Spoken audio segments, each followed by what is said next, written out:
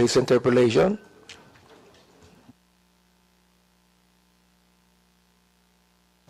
Maraming salamat, Mr. Chair. Magandang umaga po sa Ombudsman family headed by Justice Samuel Martires. Ako po may tatlong katanungan. This representation of the 2nd District of Parañaque would like to ask, my first question would be, could you please clarify the Ombudsman's stance and procedures regarding anonymous complaints against public officials? How does the Ombudsman evaluate, investigate such complaints, and what criteria are used to determine whether anonymous complaints are acted upon or not? Mr. Chair, Your Honor, the Ombudsman, pursuant to the Constitution and the law creating the Office of the Ombudsman, 6770, has given the Ombudsman the authority to investigate motu proprio. We also entertain anonymous complaints if the complaints have verifiable facts. Ibig pong sabihin, if the facts stated in the complaint can be verified and there is substantial evidence to show that pwede namin pagpatuloy ang investigasyon, we continue with that. Just like in the judiciary, where there is a complaint against a judge, even if it is an anonymous complaint, the Supreme Court also entertains those matters. Thank you very much, Your Honor. And ano po ang criteria po natin o basihan pag sinabi po natin siya po ay dapat aksyonan o hindi? Once we establish the verifiable facts, we validate. Ito bang mga facts ito ay totoo, nag-exist? So that's where we conduct the fact-finding investigation or the case build-up to validate all these facts that are stated in the anonymous complaint. Because otherwise, kung wala man lang kami makuhang ebidensya, walang dokumento, walang witness na pwede mag-testify, the investigators will just recommend for the dismissal of the complaint. Okay. Second question. In light of the Office of the Ombudsman's decision to file graft charges against individuals involved in the purchase of COVID-19 RT-PCR test kits from Pharmaly Pharmaceutical Corporation and the subsequent recommendation for penalties, can you please clarify what specific actions or measures the Office of the Ombudsman intends to take to ensure the enforcement of these penalties and legal accountability of those involved in the case? Your Honor, Mr. Chair, Your Honor, sa administrative aspect of those involved in the purchase of test kits, one of those that was dismissed from the service is the Ombudsman's own overall Deputy Ombudsman. Karamihan po doon na-dismiss, may mga na-dismiss na from the service.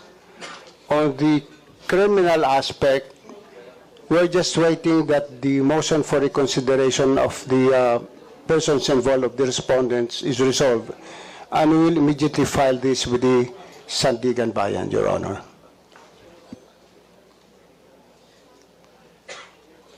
Could you please provide information on the potential repercussions and impact of government accountability and transparency in the event of the abolishment of ARTA?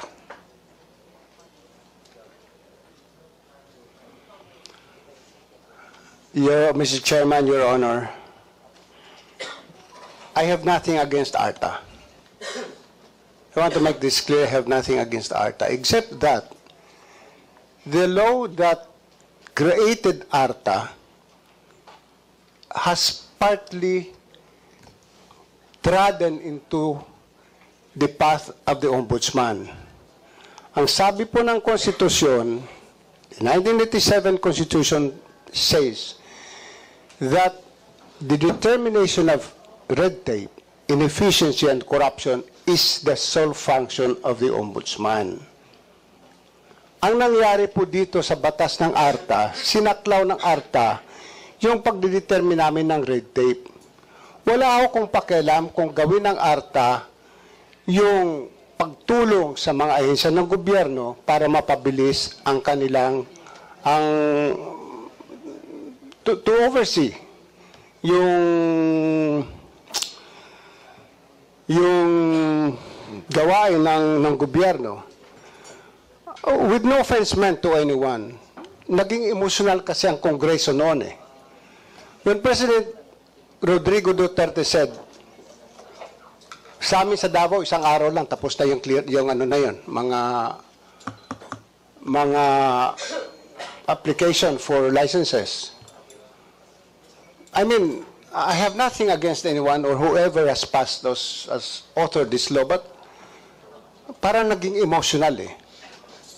It was more of an emotional decision rather than looking into ano ba other existing laws.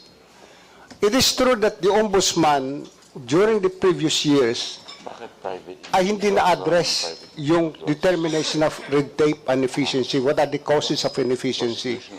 Because the office of the Ombudsman has been overwhelmed with complaints, with cases.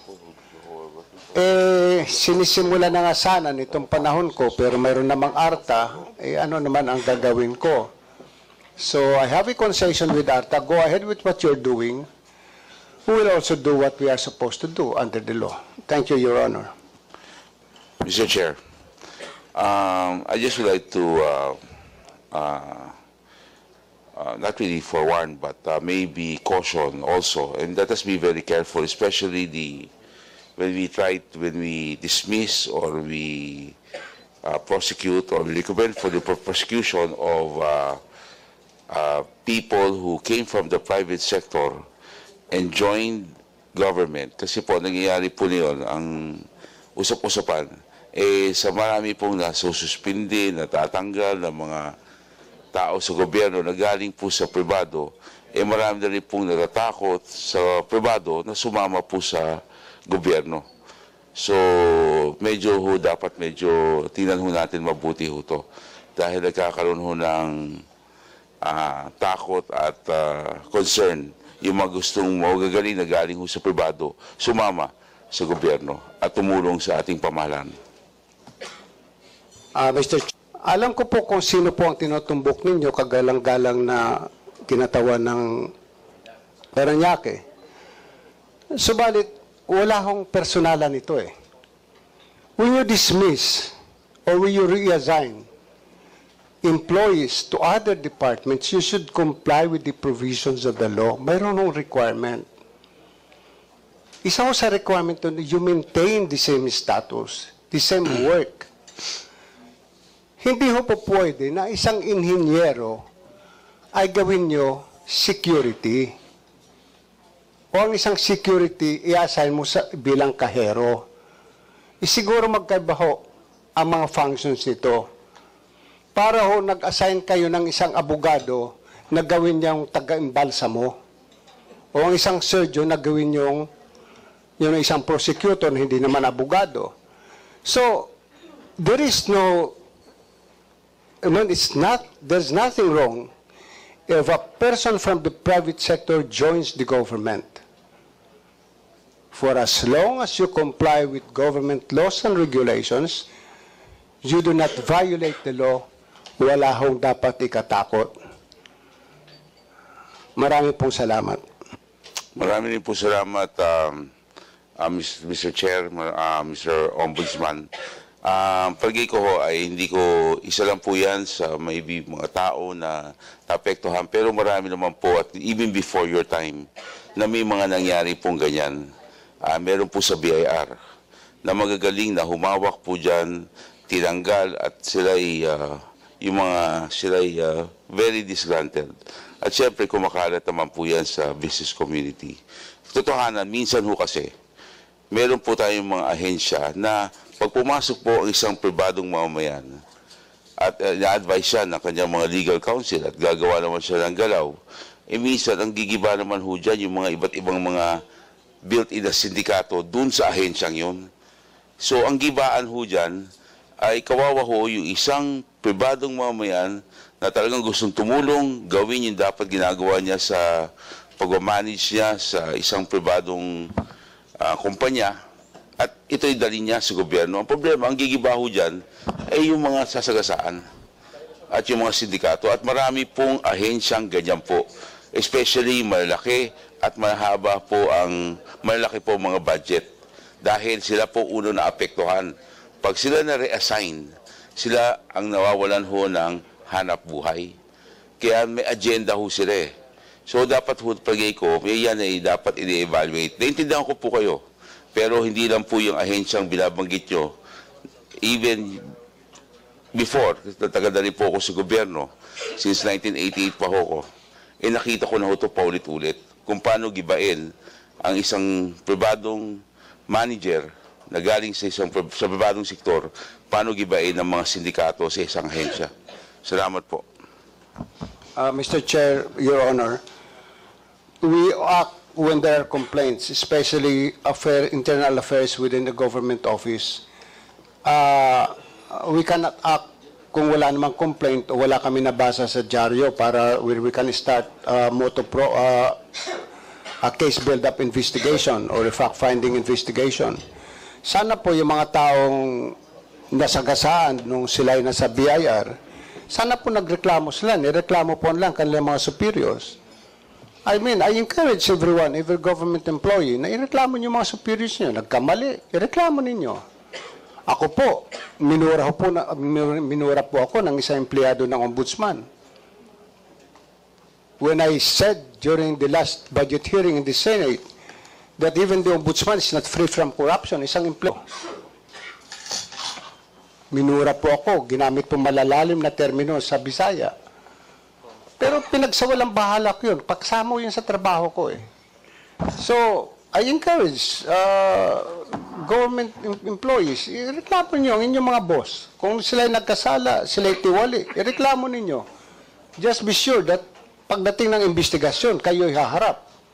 Hindi yung magrereklamo lang kayo. Na marami kasi sa ombudsman po ngayon na magpa-file ng complaint. Pag sinimula namin investigasyon, alam mo nyo sinasagot? Basta nag-file ako ng complaint, wala na akong pakialam dyan, bahala na kayo. Saan po kami kukuha ng witness? Kung hindi siya mismo na nag-file ng reklamo. Marami pong ganyan. Kanya't nag-iisip nga po ako na i-cite in contempt itong mga tao nagpa-file ng mga harassment suits Karamihan po sa mga empleyado sa gobyerno, lalo na mga politiko, ay victims of harassment suits. I stand by that. Marami po.